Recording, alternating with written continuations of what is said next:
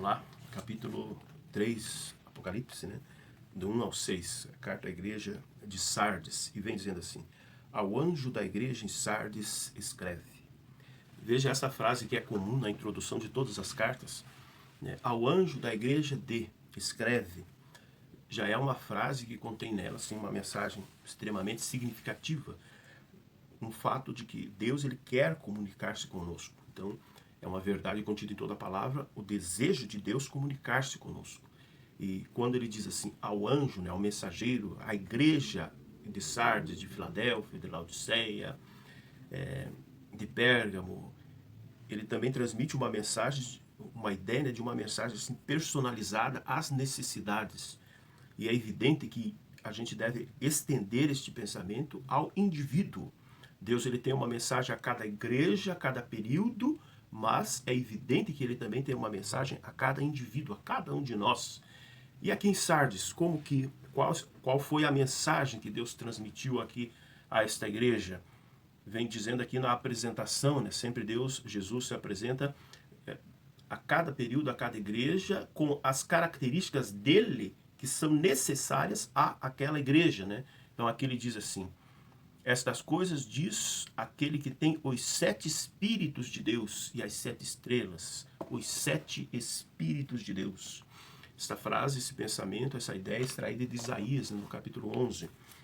Isaías, no capítulo 11, é uma das muitas promessas do Velho Testamento da vinda de um libertador. Desde Gênesis 3,15, quando é prometido, né, um substituto, um salvador para o ser humano, desde lá, várias vezes a palavra de Deus vai mencionar a vinda, e aqui Isaías 11 é uma delas. E lá em Apocalipse apresentou, né, como tendo 7 espíritos. Aqui diz, ó, sobre ele repousará o espírito do Senhor. Depois, o espírito de sabedoria, o espírito de entendimento, o espírito de conselho, de fortaleza, de conhecimento e de temor.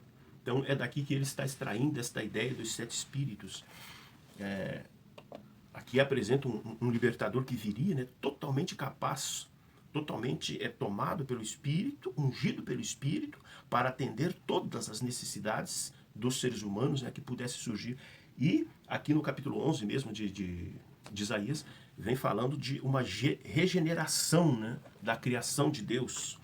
Daqui o verso 6, por exemplo, né? O lobo habitará com o cordeiro, o leopardo se deleitará com o cabrito, o bezerro e o leão novo. Então veja, essa ideia de uma convivência que sem uma regeneração é impossível. Mas o texto vem apresentando, né?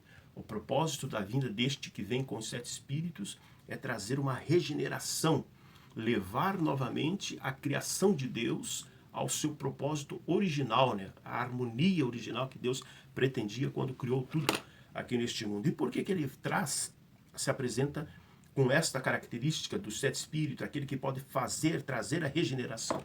Porque o processo de regeneração com a igreja de Sardes, ela ficou pelo meio do caminho, né? Teve início, e esta é a característica, é a dificuldade de Sardes, e é a dificuldade também que muitos vão enfrentar ao longo da história, né, do cristianismo. Começa um processo de transformação, porém a pessoa pode não perceber, mas do céu Deus está olhando e diz assim, ó, tem que dar continuidade, né? O texto seguinte aqui em Apocalipse vai dizer assim: ser vigilante, no 2 ainda, né? No 1 ainda, conheça as tuas obras e que tens nome de que vives, mas está morto. Pensa que triste a situação. O processo começou na vida desta pessoa, porém não foi concluído. E então ele tinha um nome, se identificava como alguém que estava vivo, porém ele estava morto. Ele está falando aqui no aspecto espiritual, né? A pessoa pode não perceber. Talvez alguém que conviva com esta pessoa, que só tem o nome de quem vive, pode não perceber. Porém, aquele que olha lá do céu diz assim, não, está morto. Isso é ruim, né? O quadro de uma pessoa na condição aqui descrita é pior do que alguém que ainda não teve um contato com o Evangelho. E a sequência aqui do texto vai dizer assim: ser vigilante, consolida o resto que estava para morrer, porque não tem achado íntegra as tuas obras na presença do meu Deus. Esta frase, né? Não tem achado íntegra as tuas obras na presença do meu Deus. Jesus ele vai dizer aqui em Mateus, né, no capítulo capítulo 10, verso 32. Aqui o capítulo 10 todo ele está falando sobre a pessoa ser um instrumento para propagar, para pregar o evangelho, né? As consequências disso, as dificuldades que ela vai enfrentar por ser um mensageiro de Deus, mas aqui no verso 32 ele diz assim, né? Portanto, todo aquele que confessar diante dos homens, também eu confessarei diante de meu Pai que estás nos céus. Então o que Jesus está dizendo? Todo aquele que aqui na terra confessar Jesus, lá no céu, diante de Deus, Jesus vai confessar o nome desta pessoa também. E aqui, eu veja como é sério se a gente compara esses dois textos. Mateus, Jesus aqui ainda entre nós, pregando, ensinando, né, seus discípulos, seus apóstolos, ele traz aquela mensagem. Aquele que me confessar na terra, diante dos homens, eu o confessarei no céu, diante do Pai, né, diante de Deus. E agora o texto aqui, né, a mensagem que ele traz aqui a Sardes. Não tem achado íntegra as tuas obras na presença de Deus. Né? Como se ele estivesse dizendo assim, estou na presença de Deus, mas não tenho nada de bom para falar sobre vocês. Que situação terrível, né? Lembra-te, o verso 3 vem dizendo, lembra-te, pois, do que tens recebido e ouvido. Uma das características, uma das lições dos ensinamentos que a gente pode extrair aqui, uma discussão que se tem sempre seria possível alguém que aceitou o evangelho perder esta salvação? Alguém que já esteve salvo perder esta salvação? O texto aqui vem dizendo que sim. Porque quando ele vem falando de pessoas que têm nome de que vive, mas está morto, ele está falando de alguém que aceitou o evangelho. Em algum momento estava espiritualmente vivo, mas por ocasião aqui está morto. E aqui ele diz também, né? Lembra-te, pois, do que tens recebido e ouvido. Guarda-o e arrepende-te. Veja que a mensagem aqui não é uma mensagem para alguém que desconhece o evangelho, desconhece os ensinos da palavra.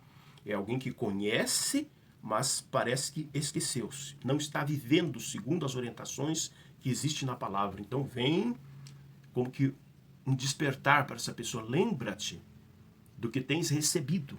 Né? Então já tem a informação, já recebeu a informação, possivelmente já viveu segundo essa informação, porém agora só tem nome, é só por fora. Né? Parou de ser interiormente transformado. Na sequência ele vai dizer assim, portanto, se não vigiares, virei a ti como um ladrão e desconhecerás o modo em que e a hora em que virei contra ti.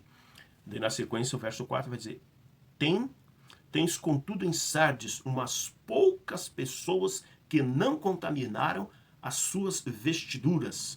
Veja essa frase aqui do verso 4. Primeiro vem descrevendo assim, tens umas poucas pessoas. Se pegarmos e aplicarmos a mensagem aqui de Sardes a um período da história do cristianismo, Sardes vai representar ali o período da igreja protestante ali, né? Vai dar uns 200 anos de história. E para este período todo, como que é descrito aqui, tem umas poucas pessoas que não contaminaram as suas vestiduras. Essa linguagem, assim, onde vai transmitir a ideia, a palavra ela vai apresentar em outras ocasiões essa ideia assim, de estar indigno diante de Deus, e esta indignidade, né, esta impossibilidade de estar na presença de Deus é descrito como uma nudez. Adão, por exemplo, ele justifica quando ele foge da presença de Deus, logo após a introdução do pecado, e é questionado, aonde estás, o que aconteceu? Me escondi porque eu estava nu. Então Deus vai incorporar esta colocação de Adão à linguagem, para a gente entender a capacidade ou não de um homem estar na presença de Deus. E aqui então a gente pode entender que alguém que esteja nu é alguém que está sem esta justiça de Cristo. E alguém que esteja vestido é alguém que esteja com a justiça. Porém, o texto aqui ele vem chamando a atenção a alguns poucos que não contaminaram as suas vestiduras. Então, num primeiro momento estava nu, depois ele foi revestido, né? Só que esse processo de ser revestido, ele foi contaminado. E então, equipara-se ao estado anterior, ou seja, alguém que está nu é indigno de estar na presença de Deus. E alguém que contaminou a justiça que recebeu, né, contaminou suas vestes, também é indigno de estar na presença de Deus. Que triste, né? Alguém estava perdido, ele encontra-se com a salvação e novamente passa a estar perdido. Só que esta última condição é pior do que a primeira, porque agora a mente dele pode pensar que ainda está salvo, pode pensar que ainda está no caminho da vida, porém o médico dos médicos está dizendo, não, isso aí está morto. Então o texto vem dizendo, tens contudo em Sardes uns poucos que não contaminaram as suas vestiduras e andarão de brancos comigo, pois são dignas. Então vem a promessa, né?